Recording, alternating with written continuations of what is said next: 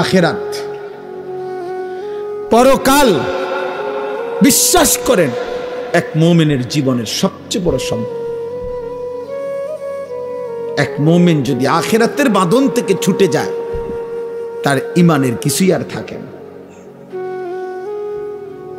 ঈমানের কিছুই আর থাকে। আল্লাহ তাআলা ঈমানের প্রথম পরিচয় দিছে আল্লাযীনা ইউমিনুনা বিল গায়ব, যেখান থেকে মালিক তার কোরআনের সূরা বাকারায় কথাই শুরু করছেন। গায়েবের প্রতি ঈমান, সেই প্রথম মুত্তাকি। আর গায়েব মানে আমার চোখে অদেখা, অথচ আল্লাহ রসুলের কথা। কবর, কবরের আযাব, কবরের শান্তি, মুনকার নাকিরের প্রশ্ন, মৃত্যুর সময়কার হালাত, মালাকুল মৌতের জান কবজ করা, জাহান্নাম, আখিরাত, হাসর, মিজান, ফুলসিরাত, এই সব কিছু ইউমিনুনা বিল গায়ব।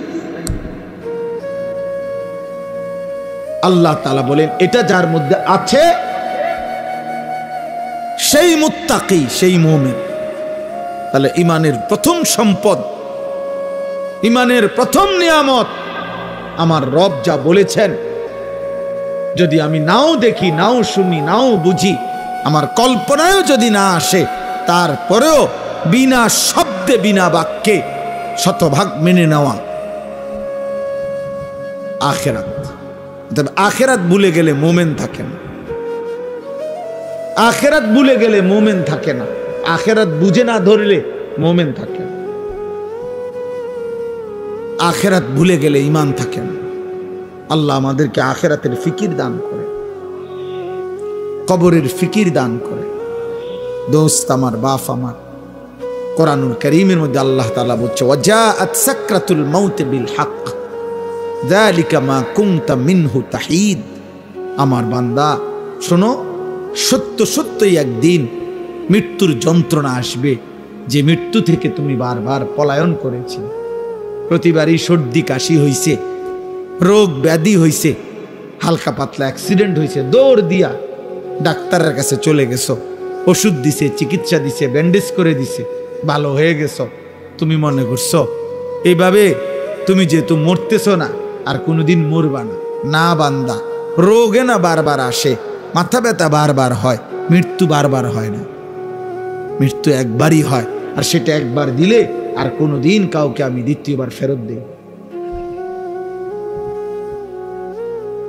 তুমি মাথা ব্যথা আর পেট ব্যথার লোকে মৃত্যুর মিলাইলা কেন? তুমি হালকা পাতলা অ্যাক্সিডেন্টকে মৃত্যুর সাথে মিলাইলা কেন? ওয়াজাআত সাকরাতুল মাউত বিল হক। আল্লাহ তাআলা বলেন মৃত্যুর যন্ত্রণা আসবেই আসবে।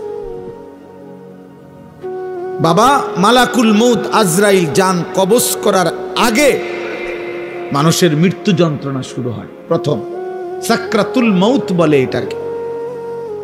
এই মৃত্যু যন্ত্রণা পৃথিবীর সর্বশ্রেষ্ঠ ঈমানদারেরও হয়, সর্বনিকৃষ্ট কাফেরেরও।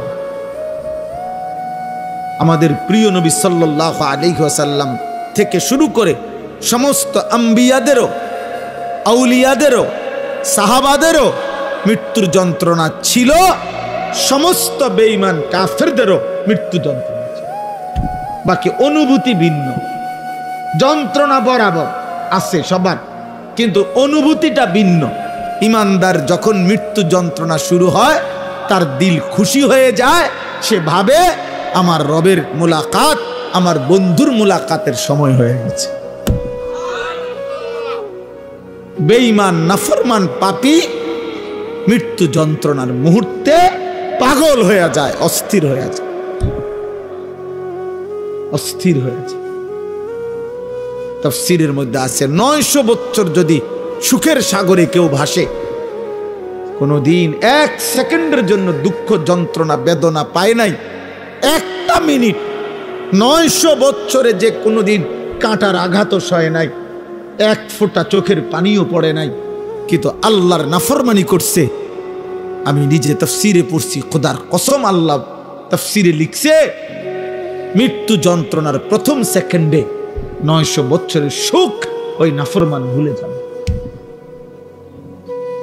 দ্বিতীয় সেকেন্ডে যখন তাকে বলা হবে, হে আল্লাহর বান্দা, বিগত পৃথিবীটা তুমি খুব আরামেই তো কাটাইছো না, আল্লাহর কসম ওই নাফরমান বলবে, আয় মাওলা, জীবনে সুখ কি জিনিস আমি কোনোদিন দেখি নাই, আমি জানি না মাওলা সুখ কাকে। এক সেকেন্ডের মৃত্যু যন্ত্রণা তার 900 বছরের সুখ ভুলাই দিবে। আমার কাছে আরবি কিতাব আছে, ওয়াজাআত সাকরাতুল মাউত বিল হক, এই আয়াতের নামেই কিতাব আছে আরবি। আমি একটা উর্দু কিতাবে পড়ছি, মৌত কে পুর আসরার ওয়াকিআত, ওই কিতাবে আছে হযরত ঈসা আলাইহিস সালাম আল্লাহর হুকুমে কবর থেকে, আল্লাহর কুদরতে ওনার একটা মুজিজা ছিল, উনি কবর থেকে মানুষকে জীবিত করতে পারতেন। উনি ডাক দিলে কুম্বি ইজনিল্লাহ বললে, নাম ধরে বললে, একেবারে 1000 বছর না, নূহ আলাইহিস সালামের জামানার মানুষও দাঁড়ায় যায়, এটা ওনার মুজিজা ছিল। অথচ নূহ আলাইহিস সালাম আর ঈসা আলাইহিস সালামের ব্যবধান অনেক অনেক ব্যবধান। তো ঈসা আলাইহিস সালাম একদিন নূহ আলাইহিস সালামের একজন বংশধরকে কবর থেকে তুলছিলেন আল্লাহর হুকুমে।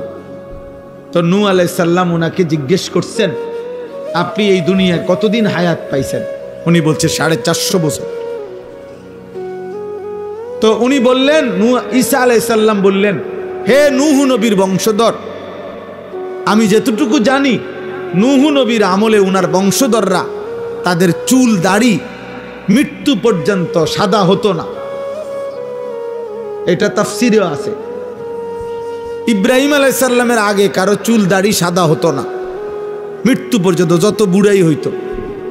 সর্বপ্রথম বৃদ্ধের চিহ্ন সাদা চুল দাড়ি আল্লাহ তাআলা ইব্রাহিম আলাইহিস সালামকে দিছিলেন, এরপর থেকে আমাদের পর্যন্ত আসছে। আউয়ালু মান শাবা ইব্রাহিম, তাফসীর ইবনে কাসিরে আছে, সর্বপ্রথম চুল দাড়ি সাদা হয়েছে যার, তিনি ইব্রাহিম আলাইহিস সালাম। তাহলে নূহ আলাইহিস সালাম তো আগের। তো ঈসা আলাইহিস সালাম জিজ্ঞাসা করলেন, হে নূহ নবীর বংশধর, আপনার চুল দাড়ি সাদা কেন?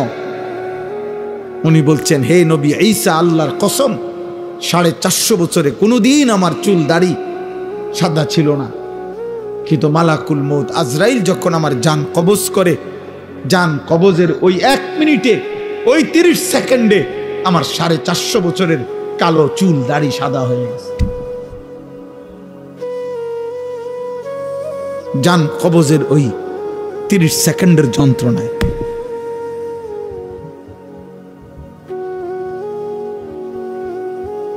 এই জন্য দোস্ত, নওজোয়ান, প্রিয় ভাই, বাবা, হারামের উপরে যারা বেড়ে উঠছেন, গুনাহের উপরে যারা বড় হচ্ছেন, রাত পার করেন, দিন পার করেন, আমি কিংবা আপনি খুব চালাক মনে করেন,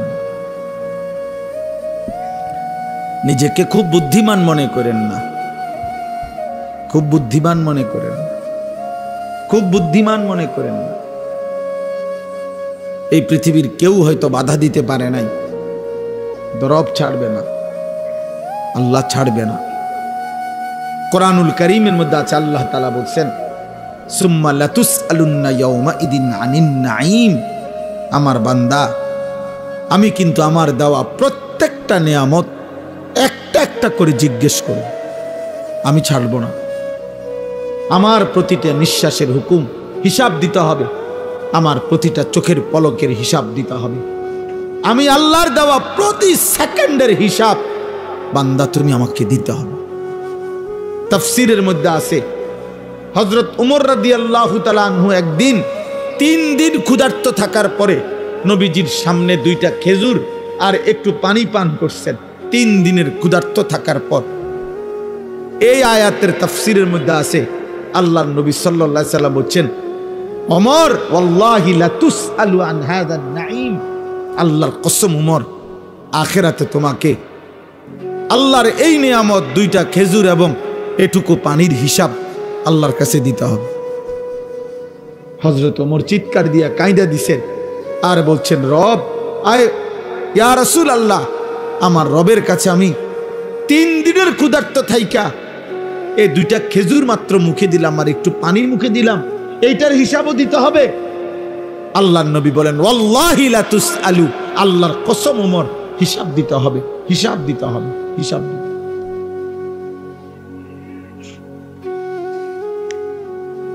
প্রিয় ভাই বাপ বন্ধু নওজোয়ান সাথী, আমাদের প্রত্যেকের হায়াত আমাদের বিরুদ্ধে সাক্ষী। কোরআন শরীফে আছে